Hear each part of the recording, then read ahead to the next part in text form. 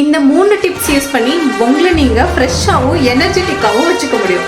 First one, உங்களோட sleeping profile என்ன? நீங்க ஸ்லீப் லேட் வேக்கப் லேட் பர்சனா அப்படின்னா 6 to 8 hours தூக்கம் கூட இல்லாம அதை விட கம்மியா தூங்குறது. நீங்க இந்த மாதிரி பர்சனா இருந்தீங்கன்னா உங்களால கண்டிப்பா ஃப்ரெஷ்ஷாகவும் எனர்ஜெட்டிக்காகவும் இருக்க முடியாது.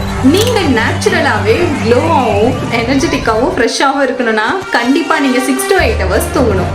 மார்னிங் உங்களோட டே ஸ்டார்ட் பண்றதுக்கு முன்னாடி நீங்க கவனிக்க வேண்டிய விஷயம், நீங்க ஸ்டார்ட் பண்ற ஃபர்ஸ்ட் 15 minutesல நீங்க என்ன திங்க் பண்றீங்கிறது தான். நீங்க பாசிட்டிவா திங்க் பண்றீங்களா இல்ல நெகட்டிவா திங்க் பண்றீங்களா?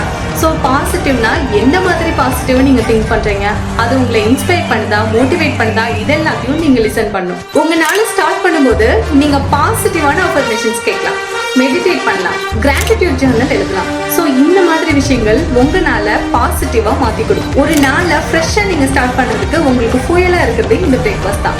இதை கரெக்டான டைம்ல ரொம்ப ஹெல்த்தியா எடுத்துக்கிறது தான் ரொம்ப முக்கியம். இது உங்களோட எனர்ஜி லெவலை ரொம்பவே பூஸ்டப் பண்ணி கொடுக்கும். ஸோ எல்லா நாளும் நீங்க ஃப்ரெஷ்ஷாகவும் எனர்ஜெட்டிக்காகவும் இருக்கிறதுக்கு